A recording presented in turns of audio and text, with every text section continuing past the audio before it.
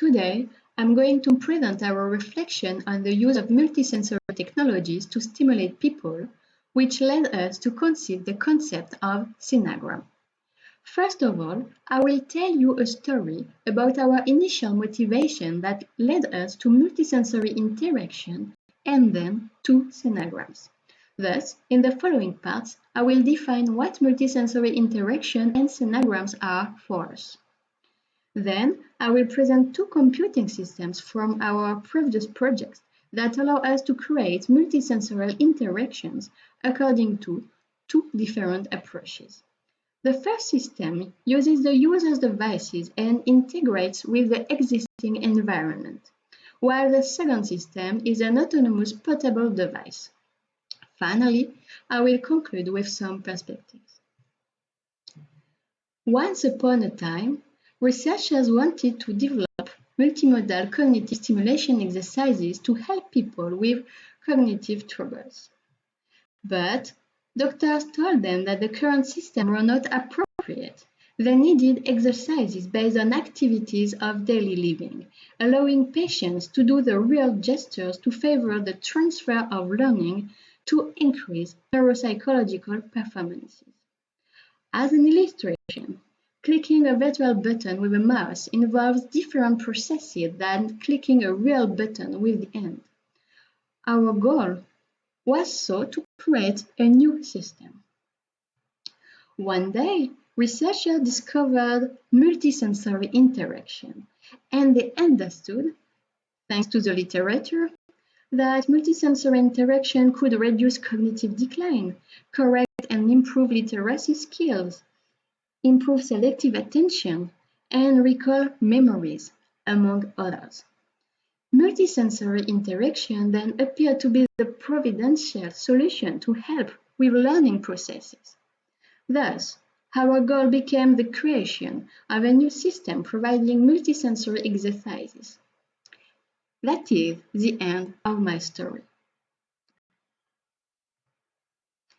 Thus, I speak about multisensory interaction. But what is it exactly?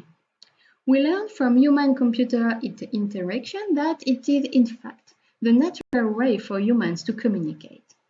And we learned from research on multimedia that it stimulates at least three senses.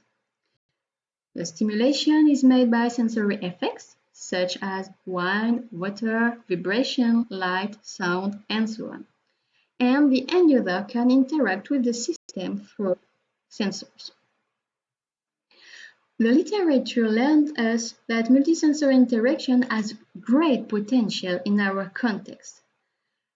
However, I've ever said, adding some sensory devices to classical systems allow one to immerse oneself in her/his natural communication mode. In this context, many studies show that humans are more cognitively efficient in doing their tasks. The fact that multisensory interaction is natural leads to the possibility to reproduce the real life and to create exercises in controlled ecology. That is exactly what we want for our cognitive stimulation exercises. Currently, more and more researchers are interested in multisensory interaction, and many use cases are appearing in the literature. And of course, there are many, because we can reproduce real life. So, the question was, for us, what for? What did we want to do in our context? This question led us to try to characterize the interaction situation that our context represents. In our context, the interaction is a triad between the user, called here learner, the system that plays the role of a tutor, called here trainer, and a goal to reach, which can be the acquisition of knowledge or the fact of feeling a particular emotion, a sensation, and so on. In this triad, the set of all the exchanges that occur to reach a common goal is called a scenagram. More formally, a scenagram is a series of actions done by the end user and/or by digital devices alternately to reach a common goal based on cognitive stimulation. Therefore, a scenagram can represent many interaction situations that can be grouped into two main categories: the autonomous mode and the interactive mode. In the autonomous mode, the end user is a spectator of the system's actions and can only start, pause, and stop the scenagram. This category includes, for example, multimedia, store demonstration modes, procedures such as cooking recipes or tutorials, reading users' manuals, or listening to stories. In the interactive mode, the user has a more important role since he is expected to act. In this mode, we find imitation, reproduction, or synchronization exercises as in the learning of musical rhythm for the latter. There are also reaction games, memory games, and quizzes. There are also more elaborate scenarios such as interactive stories where the user is required to perform specific actions between each step of the story. For example, this could be a scenario where the user learns to take the bus. There are also interactive procedures as in the autonomous mode, but where the user has to do specific actions to continue reading the procedure. To create scenagrams, we have two computing systems designed in past projects.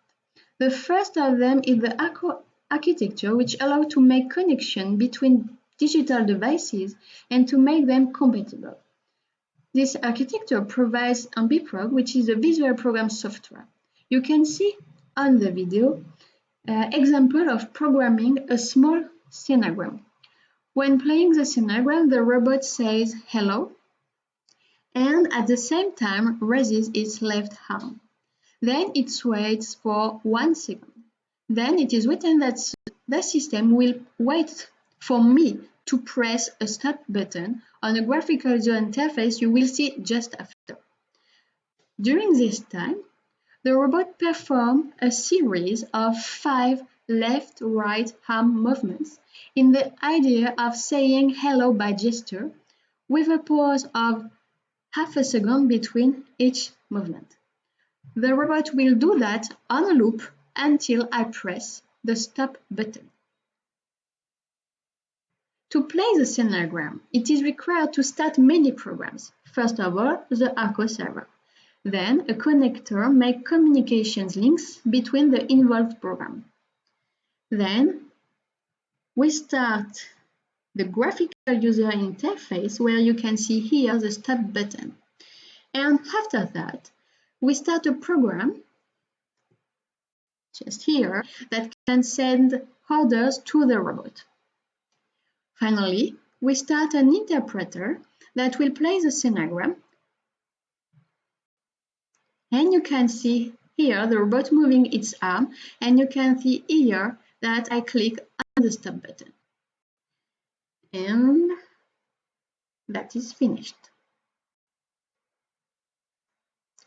The second system which can play Scenagram is a portable multisensory device called Multibox.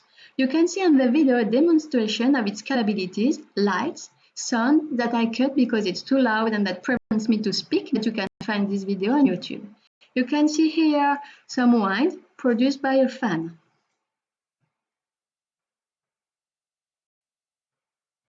You can see here a test on the 4 buttons, and you can see the screen in action too.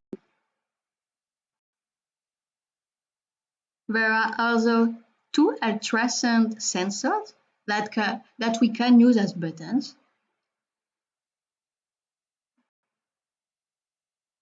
There is also an RFID reader and 2 vibrators placed in opposite corners that we can't see in this video. To conclude, I would like to open a discussion. The literature highlights the fact that different disciplines are currently working on multisensory reality with 2 main concerns. First, creating computing architecture capable of communicating with devices with accurate synchronization between the modalities. And second, the willingness to study the impact of sensory effects on users to improve their quality of experience. Therefore, the literature shows various expertise such as multisensory stimulation and human-computer interaction. So, I wonder if we could join our efforts to design a common tool, because to set up multisensory interaction, we currently need several programs. What could we all do together? This question heads my talk and opens the discussion. Thank you very much for your attention.